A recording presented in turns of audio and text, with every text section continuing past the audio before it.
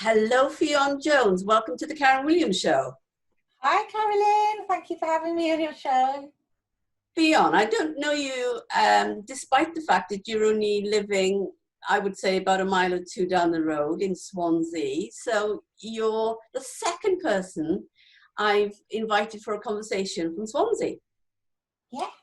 And the first person was the leader of Swansea City, Rob Stewart. So it's a hard act to follow, I would have thought, but I know you will do this. Ffion, I saw you on Instagram. So social media is my world from the point of view of the Karen Williams Show has grown from social media. And I spotted your Fly Me Stories cover. It was attractive, it was inspiring, and I love the Fly Me stories. So it's a bit like the magic carpet. Yeah. So tell the listeners where this started.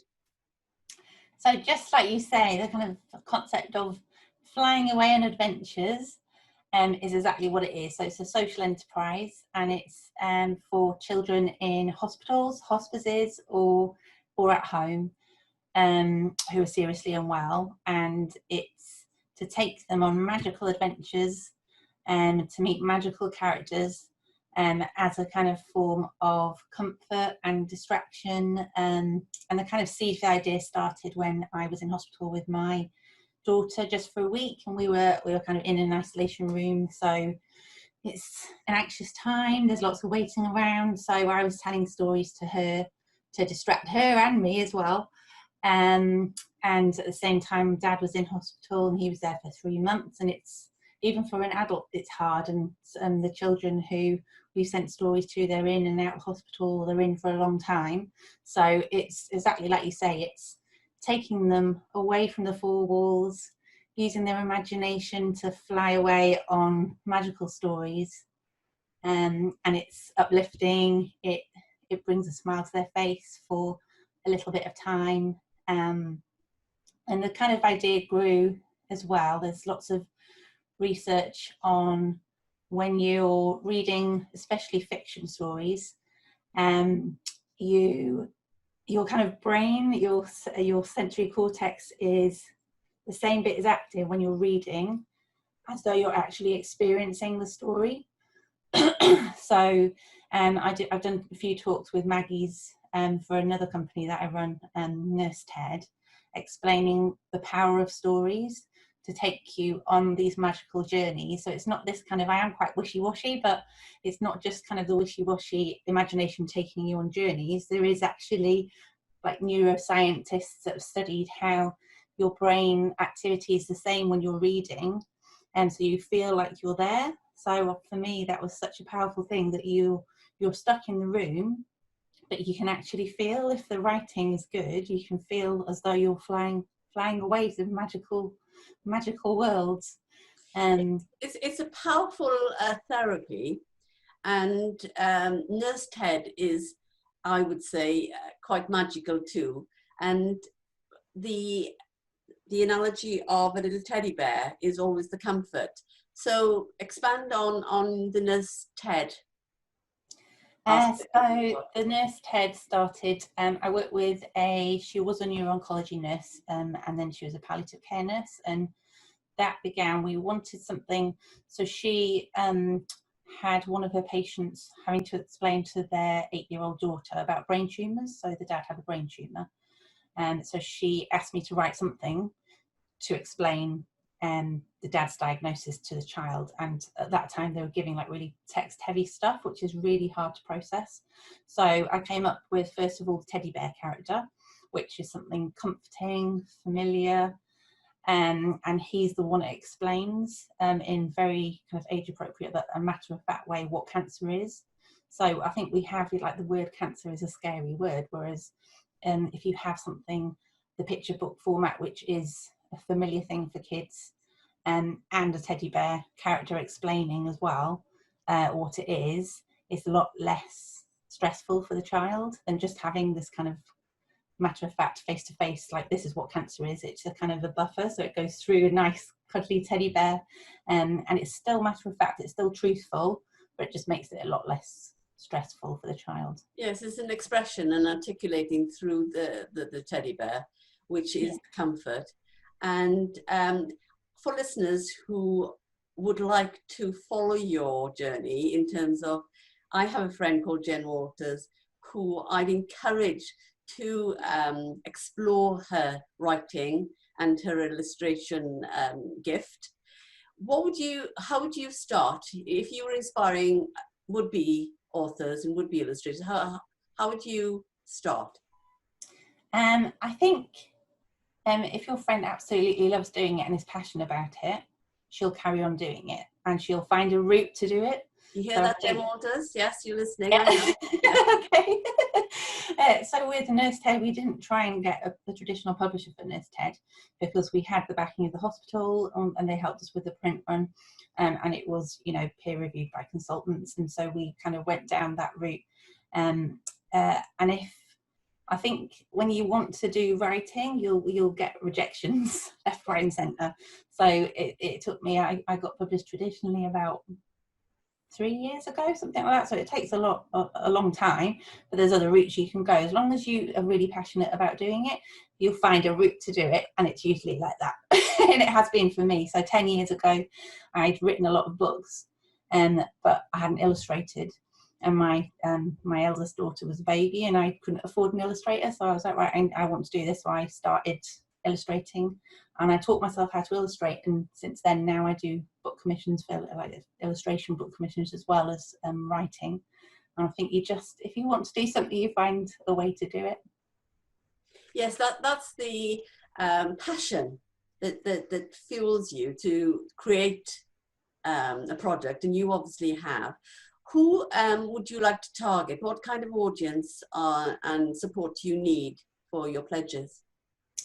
So the Ffion Jones stories at the moment are in hospitals like Great Ormond Street and Swansea-based, and Health Board and other hospitals around the UK, and hospices as well, and children who are unwell at home. So at the moment, if people know children who are unwell, they can just contact look at the website www.flymestories.com, and then they can contact me through there, and then we send out the personalised stories. And at the moment there's lots of individuals, and we're also working with charities as well, and going all through the UK. So with our Nurse Ted is www.nurseted.com, and that's we've got 3 books in the series, so they're available through the website as well. I hear that you link with the Great Ormond Street as well with your books, is that right? Yeah, so they really kindly, they piloted it. I started in April, and I think it was about June. They put it on the patient screens, so we get lots of orders from people who are in there with their children, and actually we've had quite a few. So there was a dad a couple of weeks ago, and he's had 2 little newborn babies. So it's not necessarily for the newborn children, they won't be distracted, but for the dad himself, it's something for him to do in the room, something for him to read, and because it's personalised, their names are in it. So he gave lovely feedback, just saying how it makes a difference as well, because there's lots of waiting around and you're worried, that it gave him something to do as well as the children. So who would you say is the most useful person to connect in hospital? What level would you communicate with for that kind of?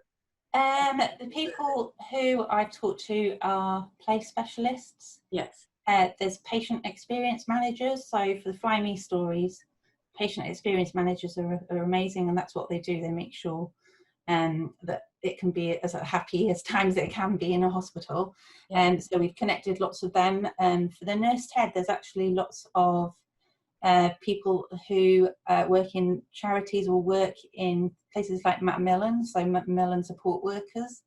They often order it, and then they have to go through the NHS, so it takes a bit longer. But there's lots of people who. What would be your direct route? For the Ffion Jones stories, it's the patient experience managers, but for other stories, it's individuals. They contact us through social media and through the website. There's people that work directly with children. So there's palliative care nurses who've contacted us in Swansea Bay. A palliative care nurse, Lynette Thacker, contacted me and said there isn't books exist for siblings of children with life-limiting illnesses. So I've just finished writing that, and Gareth Jones, an amazing illustrator, a local illustrator, has illustrated it.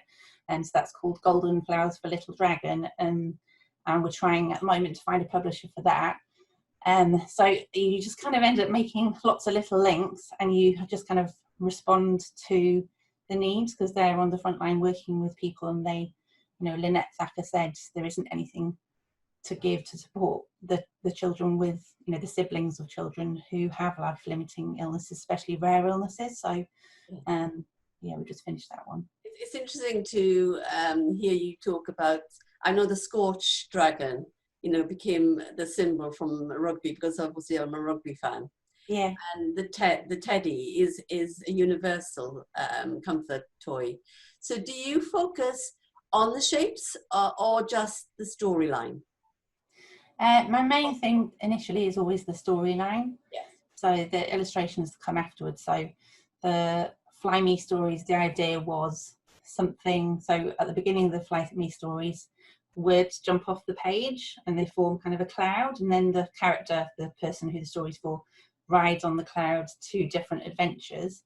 And that kind of image, so I've drawn that, and I've drawn kind of a word cloud, but that came from the idea of words and fiction taking you on adventures. So that's kind of the metaphor. And then in the Fly Me stories, the idea was that they meet characters who have problems, and they help the characters to solve the problems, and then that makes them feel empowered, and because their names are in there, it kind of makes them feel special. And so I always write it first, and then illustrations comes afterwards. And Gareth has illustrated some now for that as well, so there'll be some of mine, some of his. So yeah, it's always that way around. Yeah, that you say words come first and illustrations second. I'm a visual learner, and so graphics for me tell the story. Yeah. And for me, when I heard the Fly Me stories and watched your illustration, it did spring to mind the magic carpet kind of feel of the world. And for people who would like to connect with you and start with you as somebody who's inspirational, what would you suggest? You know, which pathway would you suggest they go down? So they can go the Fly Me Stories website, or the Nurse Ted website, or ffijones.com website. I've got a website with all of it on there as well. So there's contact buttons through there, so they can contact me through there. And was there anybody inspirational in your journey to become this author and illustrator? Was there somebody that really motivated you and inspired you as a role model for this? Yeah, so I had amazing teachers who told me I was good at English, and my dad always said, and it stuck with me, he always said, look, that's your passion, and you're good at writing. And when I took 5 years to do a PhD, and every year when I said, oh, I don't want to do this anymore, it's too hard, Dad would say, keep on going. So Mum's always amazing as well, but Dad always said, you're brilliant at that, so keep on going. And I think something like that sticks with you, and you kind of think, you have that little nugget that you can do it, and it keeps you going even through, you know, if you get lots of rejections, as long as you really, really want to do it and you're passionate about it, you will carry on and do it. I congratulate you for that, because you've got the drive. And that, I believe your father's name was John Jones, am I right? Yeah, yes. John Jones, yeah. Brilliant role model dad there for encouragement. And when you talk about unwell children in hospitals and the tension and the anxiety, where would you say, you personally as a mum, while you were going through this anxious phase with your daughter, where's your happy place, Ffion? Where would you go for your happy place? My happy place is both my kids. So I've got an 8-year-old and a 10-year-old, and my little dog, my little Boo, and my husband. And we're luckily now we live near the sea. So I grew up in Anglesey, which that's, you know, living near the sea is what I was used to. Then we went to Spain, then we went to Guildford, and Guildford's lovely but very landlocked. So when we moved here, walking with the kids near the sea, chilled out. Do you That's what I like. find that your pet inspires you in some shape of storyline? I think what happens with my pet is that he makes me go out for walks, and what inspires me is walking by the sea. So I think it's very calming being near the sea. So I wouldn't say my dog inspires me, but I would say he does make me go out for a walk.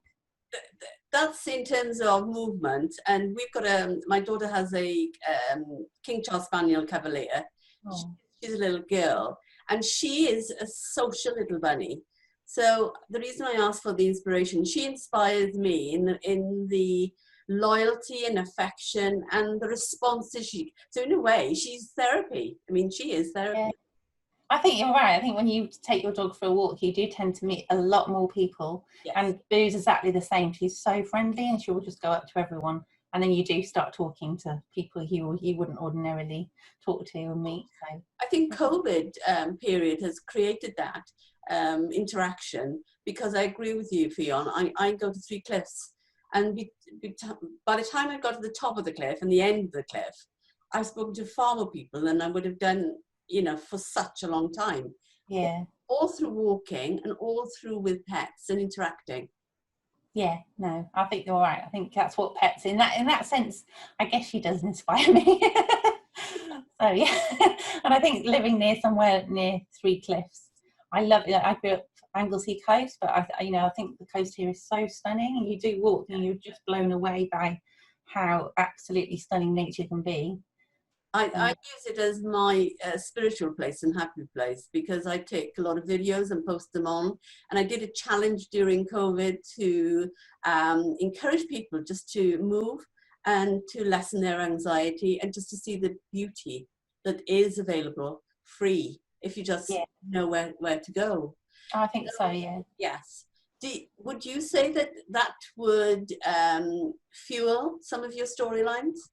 Being by the sea? So yeah, so the story, the book that I've written with Lynette, it is for siblings of children with life-limiting illnesses, but because I've written it and I'm living here, lots of the imagery is I tried to make it magical, so there's lots of sea sparkle, there's lots of sea imagery, and then I didn't talk to Gareth about what to put in the illustrations, but he lives here as well, so when he drew the illustrations, I was just blown away, because the dragons are flying over Three Cliffs, so the Three Cliffs is in the background.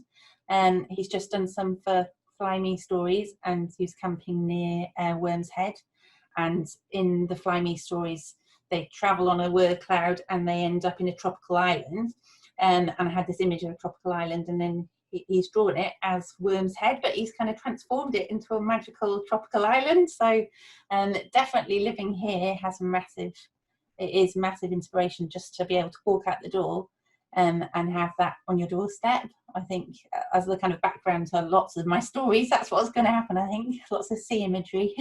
Lots of imagination and inspiration for that, in terms of the coastline, in terms of what the structure of caves, the structure of tides, the influence of being so it changes, the seasons change, and you never ever have the same thing 2 days running, which is over the years of taking photographs, that's what I've spotted. You never get the same view. Yeah, definitely. So, yes, the side of inspiration is something that I compliment you for speaking up about the difficult times that parents go through with children, but the children take on a different kind of attitude to the parent.